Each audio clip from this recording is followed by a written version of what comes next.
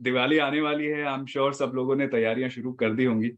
जैसा कि हम जानते हैं कि दिवाली अकेला त्योहार नहीं होता, इसको पंच पर्वा दिवाली बोलते हैं, यानी ये 5 दिन का एक त्योहार होता है। धन त्रयोदशी से शुरू होता है, जो कि धनतेरस भी बोला जाता है जिसको। धन्वंतरी जयंती भी कहते हैं कुछ लोग। तो इस बार 22 अक्टूबर को धन त्रयोदशी होने वाली है। धन त्रयोदशी को धन त्रयोदशी बोला ही इसलिए जाता है, क्योंकि इस दिन ऐसा बताया जाता है कि भगवान धन्वंतरी का प्रकटीकरण हुआ था। भगवान धन्वंतरी हम सब जानते हैं, आयुर्वेद के प्रवर्तक हैं, वो आयुर्वेद उन्होंने ही संसार को दिया है। तो भगवान धन्वंतरी का जन्म धन त्रयोदशी के दिन हुआ था, इसीलिए इसको धन्वंतरी दिवस भी बोला जाता है। इसी दिन भगवान कुबेर का भी जन्म हुआ था। कुबेर को इस संसार में, सृष्टि में जितनी भी धन संपत्ति है किसी भी लोक में, उन सबका कस्टोडियन बताया गया है। तो बिना कुबेर की कृपा के किसी को धन संपत्ति नहीं मिलती। तो भगवान कुबेर को प्रसन्न करने का बहुत अच्छा दिन होता है। इस दिन हमको ज़रूर कुबेर पूजा करनी चाहिए, भगवान धन्वंतरी की पूजा करनी चाहिए, जिससे हमारे परिवार में, हमारा अपना, हमारे सभी संबंधियों का स्वास्थ्य अच्छा बना रहे। तो एक महत्वपूर्ण दिन होता है धन त्रयोदशी। अ, हमने देखा भी है कि परंपरा से हम इस दिन कुछ खरीदारी करते हैं, कुछ शॉपिंग करते हैं। तो ये थोड़ा परंपरागत भी है और थोड़ा लॉजिकल भी है कि इस दिन कुछ खरीदारी करना या कुछ धन को लेके आना या कुछ बर्तन को लेके आना घर में शुभ माना जाता है। ऐसा कहा जाता है कि इस दिन हम जो भी चीज़ लेकर के आते हैं वो बढ़ती जाती है, बढ़ती जाती है। तो इसलिए सोना, चांदी या कुछ भी वैल्यूएबल चीज़ें, कोई भी चीज़ जो आपके लिए मूल्यवान हो, वो ज़रूर घर में लाना चाहिए। अगर बहुत ज़्यादा नहीं कर सकते तो कम से कम तांबे का, पीतल का कोई बर्तन ही ले आएँ, उतना भी काफ़ी होता है। पर हाँ, ये इम्पोर्टेंट है कि जब आप बर्तन लाते हैं तो वो बर्तन को भर के लाएँ तो ज़्यादा अच्छा रहेगा। मान लो अगर आप एक छोटा-सा कलश भी ला रहे हैं, तो कलश में आप थोड़ा-सा चावल भर के उसको ऊपर तक भर के फिर लेके आएँगे घर में, तो वो एक तरह से ये इंडिकेट करता है, ये दर्शाता है कि आपके घर में धन-धान्य की समृद्धि हमेशा बनी रहेगी। तो अगर आप खरीदारी कर रहे हैं, कोई बर्तन ला रहे हैं, तो एक बात ख्याल रखिए कि खाली बर्तन ना लाएँ, उसमें चाहे तो चावल भर के ले आएँ, वो भी काफ़ी है। एक और महत्वपूर्ण बात, इस दिन कोई तेज़ धार की चीज़ें नहीं लाते, यानी हम अगर कुछ ला रहे हैं तो उसमें से चाकू और कुछ काटने वाली चीज़ें, इस तरह की चीज़ों को, सीज़र, इन सब चीज़ों को अवॉइड करना चाहिए।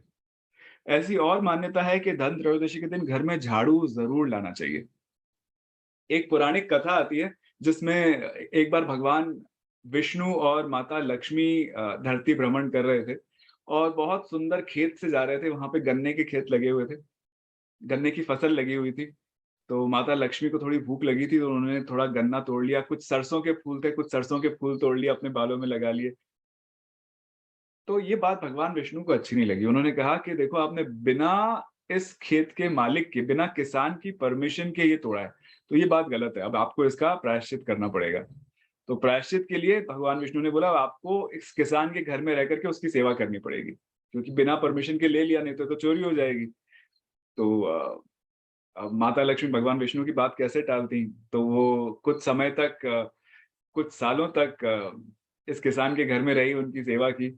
पर जब जब उनका ये अवधि पूरा हो गया, रीपे करने का जो अवधि था, जो टाइम पीरियड था, वो पूरा हो गया, तो भगवान विष्णु उनको लेने आए और जब माता लक्ष्मी जाने लगी, तो किसान का तब तक इतना अनुराग और इतना प्रेम हो गया था माता लक्ष्मी में, उन्होंने बोला, "माता, मैं आपको ऐसे नहीं जाने दे सकता, मैं कैसे रहूँगा आपके बिना?" क्योंकि जब तक माता लक्ष्मी के पैर उस किसान के घर में थे, धन, धान्य, समृद्धि, अच्छे विचार, अच्छी भावनाएँ, सब कुछ अच्छा-अच्छा हो रहा था उनके जीवन, भाग्य अच्छा हो गया था। अब जब जाने लगी तो किसान ने बहुत रिक्वेस्ट की कि माता ऐसे छोड़ के मत जाइए। तो माता लक्ष्मी ने किसान को बोला कि हर दिन कार्तिक मास की त्रयोदशी, यानी यही दिवाली से 2 दिन पहले धन त्रयोदशी के दिन, तुम अपने घर को साफ-सुथरा करके रखना, सब कुछ साफ-सफाई करना। अमावस्या के दिन मैं हर साल तुम्हारे घर पे आऊँगी। तो 1 दिन पहले तुम सब कुछ तैयारी कर लेना, सब साफ-सफाई शुरू कर देना। तो ये वरदान उस भक्त को मिला था। बाकी सारे भक्त कैसे उससे अछूते रह जाते। तो यही वरदान सारे भक्तों को एक्सटेंड हुआ। कि इस दिन माता लक्ष्मी अपने सभी भक्तों के घर में जाती हैं, उनको ब्लेसिंग्स देती हैं, ये दिवाली का दिन। पर हाँ, उससे पहले हम सबको तैयारी शुरू कर देनी पड़ती है। इसीलिए एक और महत्वपूर्ण चीज़ है खरीदारी में कि हमको उस दिन झाड़ू भी खरीदना चाहिए, ताकि सफाई शुरू करो। झाड़ू ये है कि माता लक्ष्मी ने इंस्ट्रक्शन दिया था, देखो हम झाड़ू ले आए, हम सफाई शुरू कर रहे हैं, जैसा आपने बोला वैसा कर रहे हैं, तो माता लक्ष्मी को बार-बार बोल रहे हैं, देखो आपने ऐसा बोला था करने के लिए, हम कर रहे हैं, आपको आना है। हम कर रहे हैं, देखो सफाई हो गई, अब आपको आना है। तो एक तरह से बार-बार रिमाइंडर होता है माता लक्ष्मी को कि हाँ, हाँ, माता लक्ष्मी भी बोलती है, "हाँ, हाँ, मैं आ जाऊँगी, ठीक है।" तो उस दिन झाड़ू लेकर के अपने घर की सफाई ज़रूर शुरू कर दें धन त्रयोदशी के दिन। उस दिन जैसा मैंने बताया धन्वंतरि पूजा भी की जाती है, कुबेर पूजा, हवन ये सब किया जाता है। तो वैदिक धर्म संस्थान की तरफ से भी 22 तारीख को कुबेर होमा हो रहा है। अगर आपको उसमें संकल्प लेना है, उसमें भागीदार बनना है, भगवान कुबेर की कृपा प्राप्त करनी है, तो आप ज़रूर उसमें संकल्प ऑफर कर सकते हैं। इसके बाद अगला दिन आता है, इसको रूप चौदस बोला जाता है, काली चौदस बोला जाता है, नरक चतुर्दशी, बहुत सारे नाम हैं। देखो एक जगह हम काली चौदस बोल रहे हैं, एक जगह नरक चतुर्दशी बोल रहे हैं, साथ-साथ इसी को रूप चौदस भी बोल रहे हैं। तो इसके पीछे भी ना बहुत इंटरेस्टिंग पौराणिक कथा है। ऐसा बताया जाता है कि एक राक्षस था, असुर था, नरकासुर, और उसको ये वरदान प्राप्त था कि वो संसार में किसी से मारा नहीं जाएगा, केवल कोई विवाहित स्त्री ही उसका वध कर सकती है। अब आप क्योंकि अलग-अलग राजा थे, वो किसी से अवध्य था हर तरह से, कि कोई उसको हरा नहीं सकता था, तो उसने कई राज्यों को जीता और उन सब की कन्याओं को, इससे पहले उनकी शादी हो, वो सोचता था कि अगर विवाहित स्त्री मेरा वध करेगी तो मैं किसी को विवाह करने ही नहीं दूँगा। तो सब जगह की राजकुमारियों को, कन्याओं को वो उठा के ले आता था और अपने कारागार में डाल देता, अपने प्रिज़न में डाल देता था। तो ये सारी राजकुमारियाँ मिलकर के भगवान कृष्ण को प्रे करती थी कि आप ही बचा सकते हो, हमने तो आप ही को हमेशा से अपना पति माना है। तो भगवान कृष्ण को प्रे किया तो भगवान कृष्ण भी चुप नहीं बैठते फिर। पर अब मुश्किल ये है कि उस असुर को वरदान था कि वो किसी विवाहित स्त्री के हाथ ही मारा जाएगा। तो भगवान कृष्ण माता रुक्मिणी को अपने साथ लेकर के गए। माता रुक्मिणी ने नरकासुर का व्रत वध किया और 16,100 राजकन्याओं को मुक्त किया और फिर भगवान कृष्ण ने उनको अपनी शरण में लिया। इसीलिए बोलते हैं भगवान कृष्ण की 16,108 8 मुख्य रानियाँ थी, पर 16,100 राजकन्याएँ थी जिनको नरकासुर ने बंदी बना के रखा था। अब वहाँ से छुड़ा लिया तो अपने घर भी नहीं जा सकती, क्योंकि किसी ने बंदी बना के रखा है किसी असुर ने, तो उसके बाद कोई शादी भी नहीं करता, तो उनका जीवन तो वैसे ही खराब हो जाता। तो भगवान कृष्ण ने उनको अभय दान दिया और उनको अपनाया। इसीलिए इसको नरक चतुर्दशी बोलते हैं, ये इसी दिन घटा था। तो ऐसा बताया जाता है पुराणों में कि माता काली का प्रकटीकरण भी इसी दिन हुआ था, इसीलिए इसको काली चौदस भी बोलते हैं। धन त्रयोदशी के दिन अच्छे से घर की सब सफाई-वफाई करके चौदस के दिन सारा काम पूरा करके शाम को ये परंपरा है, ऐसी मान्यता है कि शाम होते-होते आपको सब काम खत्म कर लेना है, सब कुछ अच्छे से घर में सेट हो गया। अब आप स्नान करो, अच्छे से तैयार हो, एकदम सुंदर बन कर के तैयार होके बैठ जाओ, मेहमान आएँगे, माता लक्ष्मी आएगी, उनकी तैयारी के लिए बस शुरू कर दो तैयारियाँ। इसीलिए उस दिन क्योंकि सब काम खत्म करके आप थोड़ा धूल-मिट्टी में सन जाते हो, गंदे हो जाते हो, तो उस दिन अच्छे से नहा धो करके तैयार होकर के अब आप फेस्टिव मोड में आ जाओ, इसीलिए इसको रूप चौदस भी कहते हैं। इस दिन काली चौदस के दिन यम पूजा का भी महत्व है। ऐसा बताया जाता है कि जो भी इस दिन अपने घर की चौखट के बाहर, ये बहुत महत्वपूर्ण उपाय है। इस दिन बहुत ज़रूरी होता है कि आप घर की चौखट के बाहर एक दिया जलाएँ। और ये दिया को जलाने का एक विशेष तरीका है। एक मुट्ठी भर चावल ले लीजिए, उसपे एक 4 मुँह वाला दिया, जिसके अंदर 4 बत्ती होती हैं। वो 4 बत्ती वाला दिया लगा दीजिए। हर एक दिशा की तरफ 1 बत्ती होनी चाहिए। अगर 4 बत्ती वाला दिया नहीं मिलता, तो 1 बत्ती वाला दिया भी होता है, तो वो भी दक्षिण की तरफ आप ज़रूर लगा दें, क्योंकि दक्षिण की जो दिशा होती है, वो यमराज की दिशा होती है। और इस दिन दक्षिण की तरफ दिया लगाना, ये इस बात का सूचक है कि हम यमराज को प्रार्थना कर रहे हैं कि यमराज कृपा रखना, हमारे घर में से किसी को कभी छूना मत। तो ये एक बहुत अच्छा उपाय है, अगर घर में किसी का स्वास्थ्य अच्छा नहीं रहता या कुछ परेशानी चलती है स्वास्थ्य की लगातार, तो भी यम चौदस के दिन, इसको यम चौदस भी कहा जाता है, उस दिन इस तरह से यम के ऑनर में एक दिया ज़रूर अपने घर के दक्षिण द्वार पर, दक्षिण दिशा की ओर मुख करके ज़रूर लगाना चाहिए। और दिए के अंदर जब आप दिया लगाते हैं तो उसके अंदर एक सिक्का भी रख देना चाहिए। तो यमराज को दक्षिणा होती है कि देखो हम ये दक्षिणा दे रहे हैं आपको, आप हमारे परिवार को मत छूना। धन त्रयोदशी की जो पूजा का अगर आप चाहते हैं घर पे आपको पूजा करनी है, तो धन त्रयोदशी की पूजा आप घर पे भी कर सकते हैं। अलग-अलग जगहों पर इसका अलग-अलग समय का मुहूर्त रहता है। अगर आप दिल्ली में हैं तो शाम को 7 से सवा 8 के बीच में आप ये पूजा कर सकते हैं। मुंबई में हैं तो 7:30 से साढ़े 8 के बीच में पूजा कर सकते हैं।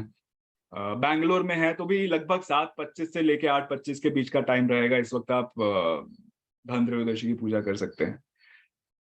तो आप हर एक शहर का अपना-अपना स्पेसिफिक टाइम है, आप चाहें तो इसको आसानी से इंटरनेट पे देख सकते हैं आजकल तो। बहुत जगह ये कन्फ्यूजन है कि इस बार दीपावली 24 को मनाएँ या 25 को मनाएँ। देखो, दीपावली अमावस्या की जो रात है, वो दीपावली की रात होती है।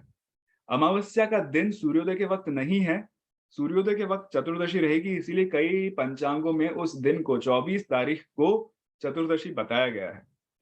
लेकिन दिवाली पूजन जो है वो 24 तारीख को ही रात को करना है हमको, तो उसमें कोई कन्फ्यूजन नहीं है। कई लोगों को मन में डर भी है कि इस बार दिवाली और ग्रहण एक साथ हो रहा है, तो घबराने की बात नहीं है। दिवाली 24 तारीख की रात को है, ग्रहण 25 तारीख दोपहर को शुरू होगा, तो समय है। तो आप आराम से जिस तरह से आप हर बार प्लान करते हैं, हर बार दिवाली सेलिब्रेशन करते हैं, उस तरीके से दिवाली सेलिब्रेशन शुरू कर दीजिए। जो लक्ष्मी पूजा का समय रहेगा इस बार वो हम अक्सर लक्ष्मी पूजा ऐसे समय करते हैं जो काल स्थिर हो। तो जिनको थोड़ा बहुत ग्रहों के बारे में जानकारी है, ज्योतिष के बारे में जानकारी है, उनको मालूम होता है। खास तौर पे कार्तिक मास में 2 ही ऐसे लग्न आते हैं, जो शाम के वक़्त पड़ते हैं जिस वक़्त लक्ष्मी पूजन किया जा सकता है। एक होता है वृषभ लग्न, एक होता है सिंह लग्न। ये दोनों स्थिर लग्न माने जाते हैं, यानी इस वक़्त माता लक्ष्मी का पूजन करें, तो माता लक्ष्मी स्थिर होके आपके घर में रहती हैं। तो ये वृषभ लग्न इस बार 24 अक्टूबर को शाम को सवा 6 बजे शुरू होगा। ये मैं बैंगलोर का टाइम बता रहा हूँ, आप अपने स्थान का टाइम भी देख सकते हैं, बहुत मुश्किल नहीं है ये ढूँढना। 7:16 के आसपास बैंगलोर का टाइम बताया गया है और साढ़े वैसे वृषभ लग्न तो 9 सवा 9 तक रहेगा, सवा 9 तक रहेगा। पर हाँ, 8:30 से पहले-पहले अगर आपकी पूजा हो जाए तो बहुत अच्छी बात है। कई लोग रात के निशित काल की पूजा करते हैं। तो निशित काल की पूजा अगर सिंह लग्न में करें तो बेस्ट होता है वैसे तो। पर इस बार सिंह लग्न थोड़ा देर से है। यानी सिंह लग्न स्थिर लग्न जो है वो रात को 1:40 पे शुरू होगा और 3:40 पे खत्म होगा। तो ये बहुत लेट हो जाता है कुछ लोगों के लिए। इतनी देर तक नहीं जग सकते और अगर आपको निशित काल की पूजा करनी है तो लगभग 11:30 के आसपास भी अगर आप चाहें तो निशित काल की पूजा कर सकते हैं 11:30 से 12:30 के बीच में। 11:40 का टाइम है बैंगलोर का, 11:40 से 12:30 के बीच में आप अपने सिटी के लिए भी निशित काल पूजा ज़रूर देख सकते हैं। 25 तारीख को ग्रहण का समय है, तो दिवाली के अगले दिन लक्ष्मी पूजा के अगले दिन हम गोवर्धन पूजा करते हैं। अब क्योंकि पूरा समय ग्रहण काल में बीतने वाला है, सूतक काल और ग्रहण काल में बीतने वाला है, तो कई प्रांतों में कई मान्यताओं अनुसार गोवर्धन पूजा भी उसके अगले दिन यानी 26 तारीख को की जाएगी। तो गोवर्धन पूजा और भाई दूज ये दोनों एक साथ 26 तारीख को ही मनाया जा सकता है। इस बार जो भाई दूज का टीका का मुहूर्त रहेगा, फिर से मैं बैंगलोर के समय अनुसार या दिल्ली के समय अनुसार भी कहें, तो पौने 3 बजे से साढ़े 3 बजे तक रहेगा। आप अपने लोकल एरिया के अनुसार क्या ठीक समय है, वो आप ज़रूर इंटरनेट पे चेक कर सकते हैं। इस दिन को बहुत महत्वपूर्ण बताया गया है। हम भाई दूज का त्योहार हर बार मनाते हैं। कई जगह मनाया जाता है, कई जगह नहीं भी मनाते। इस दिन यमराज अपनी बहन यमुना के पास गए थे और यमुना यमुना माता ने अपने भाई यमराज का बहुत सत्कार किया था, बहुत प्रेम से उनको तिलक लगाया था, सब कुछ सत्कार पूर्वक उनको वेलकम किया था। तो यमराज इस बात से बहुत खुश थे और उन्होंने यमुना को वरदान दिया कि इस दिन जो भी बहन अपने भाई का सत्कार करेगी, उसको तिलक लगाएगी, मैं उस भाई और बहन इन दोनों में से किसी को भी नहीं छूऊँगा। तो वो मेरे भय से मुक्त हो जाएँगे। तो ये यमराज का वरदान है, इसीलिए इस दिन खास तौर पे भाई दूज का त्योहार मनाया जाता है।